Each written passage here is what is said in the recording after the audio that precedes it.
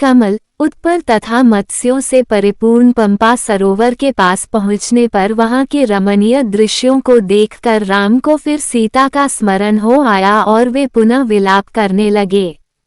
उन्होंने लक्ष्मण से कहा, हे सौमित्र, इस पंपा सरोवर का जल वैदुर्यमणि के समान स्वच्छ है, श्याम है।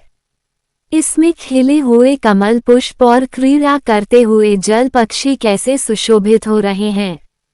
चैत्र माह ने वृक्षों को पल्लवित कर फूलों और फलों से समृद्ध कर दिया है। चारों ओर मनोहर सुगंध बिखर रही है। यदि आज सीता भी अपने साथ होती तो इस दृश्य को देखकर उसका हृदय कितना प्रफुल्लित होता।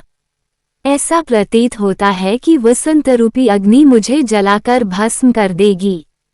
हाँ सीते, तुम न जाने किस दशा में रो रोकर अपना समय बिता रही होगी। मैं कितना अभागा हूँ कि तुम्हें अपने साथ वन में ले आया, परंतु तुम्हारी रक्षा न कर सका। हाँ, पर्वत शिखरों पर नृत्य करते हुए मोरों के साथ कामातुर हुई मोरनियां कैसा नृत्य कर रही हैं। ये लक्ष्मण, जिस स्थान पर सीता होगी, यदि वहां भी इसी प्रकार वसंत खिला होगा तो वो उसके विरह विदग्ध हृदय को कितनी पीड़ा पहुंचा रहा होगा। वो अवश्य ही मेरे वियोग में रो रोकर अपने प्राण दे रही होगी। मैं जानता हूँ वह मेरे बिना पानी से बाहर निकली हुई मछली की भांति तड़प रही होगी।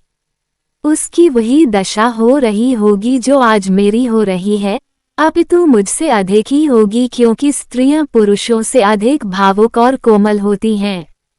ये संपूर्ण दृश्य इतना मनोरम है कि यदि सीता मेरे साथ होती तो इस स्थान को छोड़कर मैं कभी अयोध्या न जाता, सदैव उसके साथ यहीं रमन करता।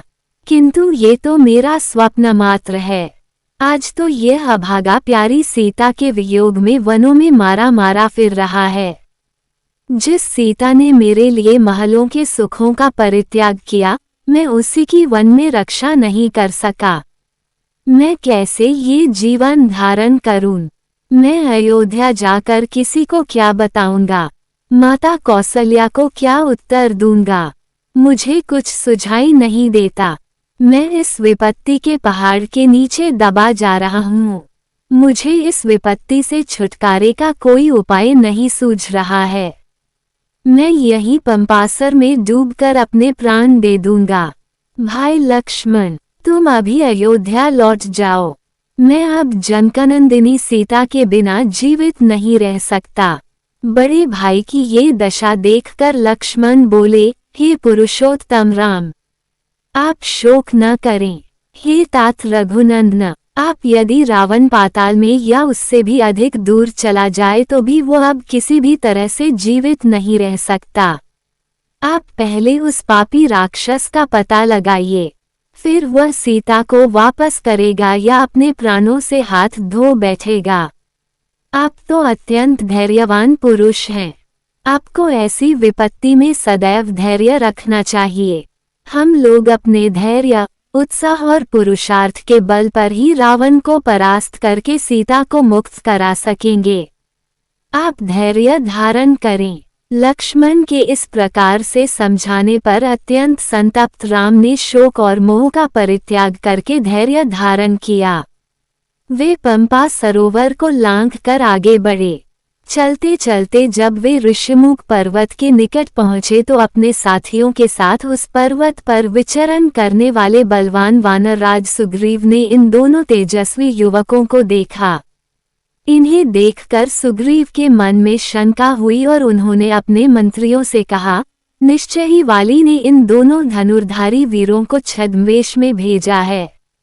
भयभीत होकर सुग्रीव अपने मंत्रियों के साथ ऋषिमुख पर्वत के शिखर चले गए। सुग्रीव को इस प्रकार चिंतित देखकर वाक्पटु हनुमान बोले, हे वानराधिपते, वाली तो शापवश यहाँ आ ही नहीं सकता, आप सहसा ऐसे चिंतित क्यों हो रहे हैं? हनुमान के प्रश्न को सुनकर सुग्रीव बोले, मुझे ऐसा प्रतीत होता है कि ये दोनों पुरुष वाली के भेजे हुए गुप्तचर हैं और तपस्वियों का भेष धारण करके हमारी खोज में आए हैं। हमें इनकी ओर से निश्चिंत नहीं होना चाहिए। हनुमान, तुम वेश बदलकर इनके पास जाओ और इनका संपूर्ण भेद ज्ञात करो। यदि मेरा संदेह ठीक हो तो शीघ्र इस विषय में कुछ करना। सुग्रीव का निर्देश पाकर हनुमान भिक्षु का भेष धारण कर राम लक्ष्मण के पास पहुँचे। उन दोनों को प्रणाम करके वे अत्यंत विनीत एवं मृदु वाणी में बोले, हे वीरों, आप दोनों सत्यपराक्रमी एवं देवताओं के समान प्रभावशाली जान पड़ते हैं। आप लोग इस वन्य प्रदेश में किस लिए आए हैं? आपके अंगों की कांति सुवर्ण के समान प्रकाशित हो रही है। आपकी विशाल भुजाओं और वीर वेश को देखकर ऐसा प्रतीत होता है कि आप इंद्र को भी परास्त करने की क्षमता रखते हैं, परंतु फिर भी आपका मुखमंडल कुम्हलाया हुआ है और आप ठंडी सांसें भर रहे हैं। इसका क्या कारण है? कृपया आप अपना परिचय दीजिए। आप इस प्रकार मौन क्यों हैं? यहाँ पर्वत पर वानर श्रेष्ठ सुग्रीव रहते हैं। उनके भाई वाली ने उन्हें घर से निकाल दिया है। वानर शिरोमणि सुग्रीव आप दोनों से मित्रता करना चाहते हैं। उन्हीं की आज्ञा से मैं आपका परिचय प्राप्त करने के लिए यहाँ आया हूँ। मैं वायु देवता का पुत्र हूँ और मेरा नाम हनुमान है। मैं भी वानर जाति का हूँ। अब आप कृपया अपना परिचय दीजिए। मैं सुग्रीव का मंत्री हूँ और इच्छानुकूल वेश बदलने की क्षमता रखता हूँ। मैंने आपको सब कुछ बता दिया है। आशा है आप भी अपना परिचय देकर मुझे कृतार्थ करेंगे और वन में पधारने का कारण बताएंगे। हनुमान की चतुराई भरी स्पष्ट बातों को सुनकर राम ने लक्ष्मण से कहा, हे सौमित्र, इनकी बातों से मुझे पूर्ण विश्वास हो गया है कि ये महामनस्वी वानरराज सुग्रीव के सचिव हैं और उन्हीं के हित के लिए यहाँ आए हैं। इसलिए तुम निर्भय होकर इन्हें सब कुछ बता दो। राम की आज्ञा पाकर लक्ष्मण हनुमान से बोले, हे वानर श्रेष्ठ, सुग्रीव के गुणों से हम परिचित हो चुके हैं। हम उन्हें ही खोजते हुए यहाँ तक आए हैं। आप सुग्रीव के कथनानुसार जब मैत्री की बात चला रहे हैं वह हमें स्वीकार है। हम अयोध्यापति महाराज दशरथ के पुत्र हैं। ये श्री रामचंद्र जी उनके ज्येष्ठ पुत्र और मैं इनका छोटा भाई लक्ष्मण हूँ। 14 वर्ष का वनवास पाकर ये वन में रहने के लिए अपनी धर्मपत्नी सीता और मेरे साथ आए थे। रावण ने सीता जी का हरण कर लिया है। इसी विचार से कि संभवतः वे हमारी सहायता कर सके, हम लोग महाराज सुग्रीव के पास आए हैं। हे वानर राज, जिस चक्रवर्ती सम्राट दशरथ के चरणों में संपूर्ण भूमंडल के राजा महाराजा सिर झुकाते थे और उनके शरणागत होते थे, उन्हीं महाराज के ज्येष्ठ पुत्र आज समय के फेर से सुग्रीव की शरण में आए हैं, ताकि महाराज सुग्रीव अपने दलबल सहित इनकी सहायता करें।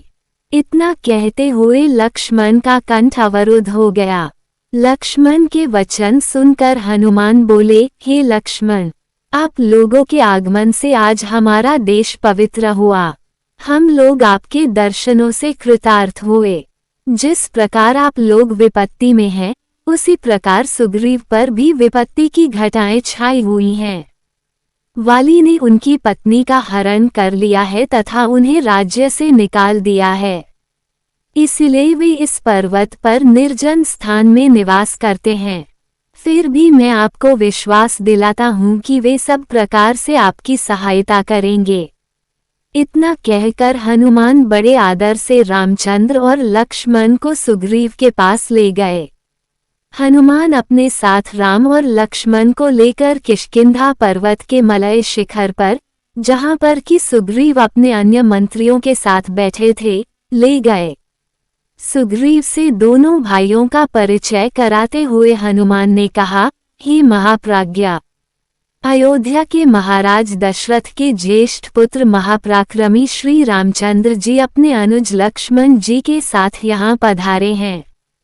इनके पंचवटी में निवास काल में इनकी पत्नी सीता जी को लंका का राजा रावण चुरा ले गया। उन्हीं की खोज के लिए ये आपकी सहायता चाहते हैं। ये आपसे मित्रता करने की इच्छा रखते हैं। आपको इनकी मित्रता स्वीकार कर इनका यथोचित सत्कार करना चाहिए, क्योंकि ये बड़े गुणवान, पराक्रमी और धर्मात्मा हैं। ये दोनों हमारे लिए परम पूजनीय हैं। राम और लक्ष्मण का परिचय पाकर प्रसन्नचित सुग्रीव बोले, हे प्रभो, आप धर्मज्ञ, परम तपस्वी और सब पर दया करने वाले हैं। आप नर होकर भी मुझ वानर से मित्रता कर रहे हैं, यह मेरा परम सौभाग्य है। आपकी मित्रता से मुझे ही उत्तम लाभ होगा। मेरा हाथ आपकी मैत्री के लिए फैला हुआ है, आप इसे अपने हाथ में लेकर परस्पर मैत्री का अटूट संबंध बना दें। सुग्रीव के वचन सुनकर राम ने अत्यंत प्रसन्न होकर सुग्रीव के हाथ को अपने हाथ में लिया, फिर प्रेमपूर्वक सुग्रीव को छाती से लगा लिया। हनुमान ने भिक्षु रूप त्याग कर अग्नि प्रज्वलित की। राम और सुग्रीव ने अग्नि की प्रदक्षिणा कर मैत्री की शपथ ली और दोनों एक दूसरे के मित्र बन गए। इसके पश्चात राम और सुग्रीव अपने अपने आसनों पर बैठकर परस्पर वार्तालाप करने लगे। सुग्रीव ने कहा, हे राम, मेरे ज्येष्ठ भ्राता वाली ने मुझे घर से निकालकर मेरी पत्नी का अपहरण कर लिया है और मेरा राज्य भी मुझसे छीन लिया है। वह अत्यधिक शक्तिशाली है। मैं उससे भयभीत होकर ऋषिमुख पर्वत के इस मलयगिरी प्रखंड में निवास कर रहा हूँ। आप अत्यंत पराक्रमी और तेजस्वी हैं। आप मुझे अभय दान देकर वाली के भय से मुक्त करें। सुग्रीव के दीन वचन सुनकर राम बोले, हे सुग्रीव, मित्र तो उपकार रूप फल देने वाला होता है। मैं अपने तीक्ष्ण बाणों से तुम्हारी पत्नी के हरण करने वाले वाली का वध कर दूंगा। अब तुम उसे मरा हुआ ही समझो। सुग्रीव ने प्रसन्नतापूर्वक कहा, हे राम, मेरे मंत्रियों में श्रेष्ठ सचिव हनुमान मुझे आपकी विपत्ति की संपूर्ण कथा बता चुके हैं।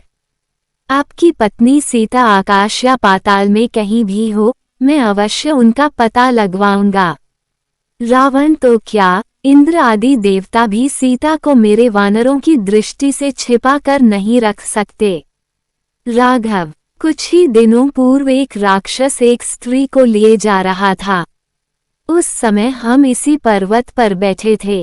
तब हमने उस स्त्री के मुख से हा राम, हा लक्ष्मण शब्द सुने थे। मेरा अनुमान है कि वह सीता ही थी। उसे मैं भली भांति देख नहीं पाया। हमें बैठे देखकर उसने कुछ वस्त्राभूषण नीचे फेंके थे।